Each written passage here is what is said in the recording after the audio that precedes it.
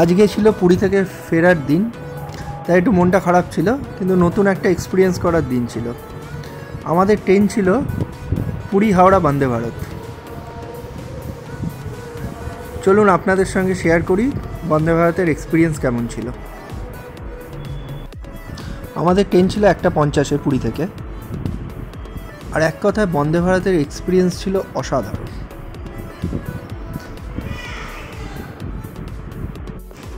পুরী থেকে আমাদের ট্রেন ছিল রাইট টাইমেই, 1:50 ট্রেন ছেড়েছে। আর ট্রেনে যখন আপনারা উঠবেন, ট্রেন ছাড়ার পরেই আপনাদের পেপার দেবে ওখান থেকে। ইংলিশও নিতে পারেন, আর ওখান থেকে পুরী থেকে উড়িয়া ভাষা। আর যদি আপনারা হাওড়া পুরী যান তাহলে বাংলা ভাষায় পেপার দেবে, নাহলে ইংলিশ। আর ট্রেন ছাড়ার মোটামুটি 15-20 মিনিটের মধ্যেই আমাদের লাঞ্চটা দিয়ে দেয়।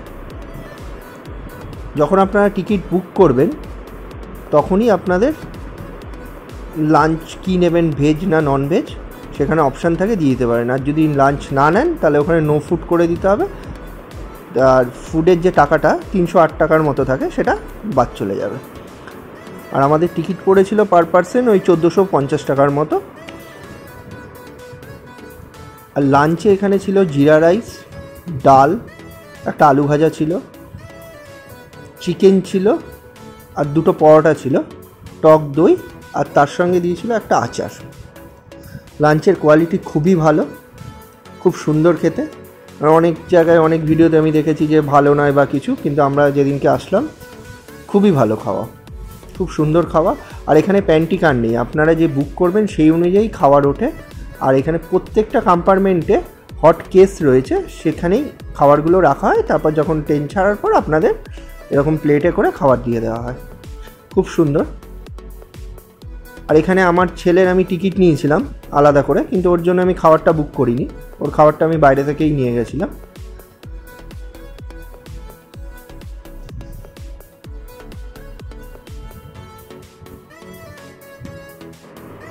খাওয়ার টেস্ট খুব ভালো ছিল, খুব সুন্দর ছিল খাওয়া দাওয়া।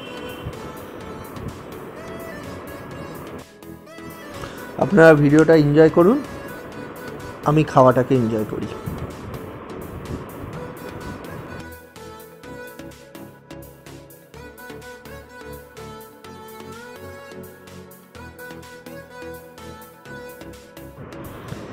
লাঞ্চ শেষ হওয়ার ঠিক 1 ঘন্টা পরেই আপনাদের আইসক্রিম দেবে।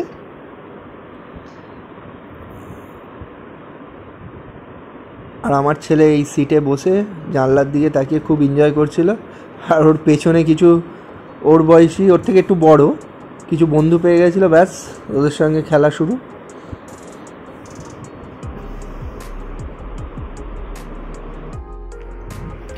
এই ট্রেনটার সবচেয়ে যেই জিনিসটা আমার ভালো লাগলো সেটা হলো পুরো ট্রেনটার জার্নি। অন্য ট্রেনে যখন আমরা জার্নি করি, যখন ট্রেনটা স্পিডে চলে একটা জার্কিং টাইপের হয়, তো এই ট্রেনটার মধ্যে এতক্ষণ আমরা জার্নি করলাম, কোনো ধরনের জার্কিং নেই। মানে যেরকম আমরা বসে রয়েছি একটা স্মুথ, এত স্পিডে চলছে, কোনো জার্কিং ফিলই হলো না, এত সুন্দর।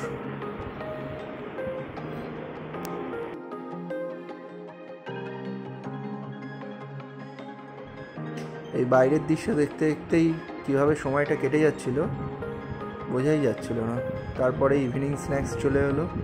ইভিনিং স্ন্যাক্সে ছিল একটা খাস্তা কচুরি, একটা ফ্রেশ জুস ছিল, তার সঙ্গে চিড়ে ভাজা ছিল, বাদাম চাট ছিল, আর একটা সস দিয়েছিল।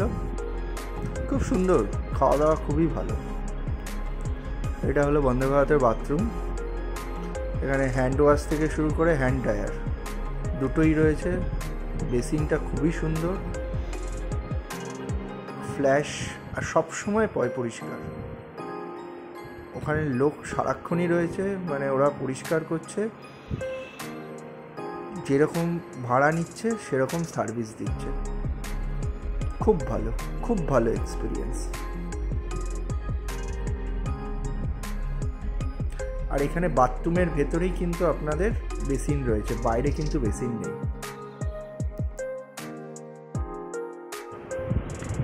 আর আমার ভিডিওগুলো যদি ভালো লাগে তাহলে আমার চ্যানেলটাকে সাবস্ক্রাইব করুন, ভিডিওটাকে লাইক করুন, শেয়ার করুন আর ভিডিওতে কমেন্ট করুন।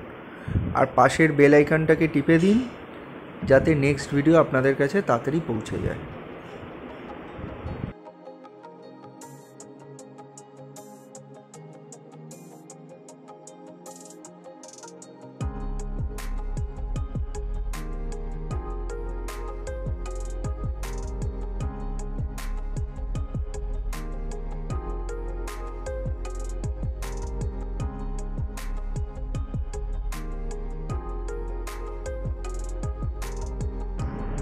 প্রত্যেকটা কম্পার্টমেন্টে এরকম দুটো করে স্ক্রিন রয়েছে, একটা সামনের দিকে একটা পেছন দিকে।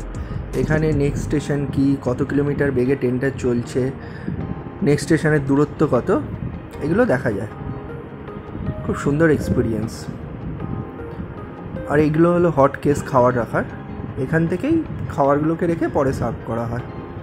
আর আমাদের হাওড়ায় ঢুকতে ট্রেনটা একটু লেট করেছিল, 8:30 শিডিউল টাইম ছিল, আমাদের 9টা বেজে গেছিলো ঢুকতে রাতে। আর ওখান থেকে আমরা ওলা নিয়ে নিই, বেরিয়ে বাড়ি পৌঁছাতে একটু লেট হয়ে গেছিলো। আর এই রাত্রিবেলা হাওড়া স্টেশনটাকে যে আলো দিয়ে সাজানো হয়েছে কি সুন্দর লাগছে দেখুন। আর আমার ভিডিওটাকে যদি দেখে থাকেন, থ্যাংক ইউ।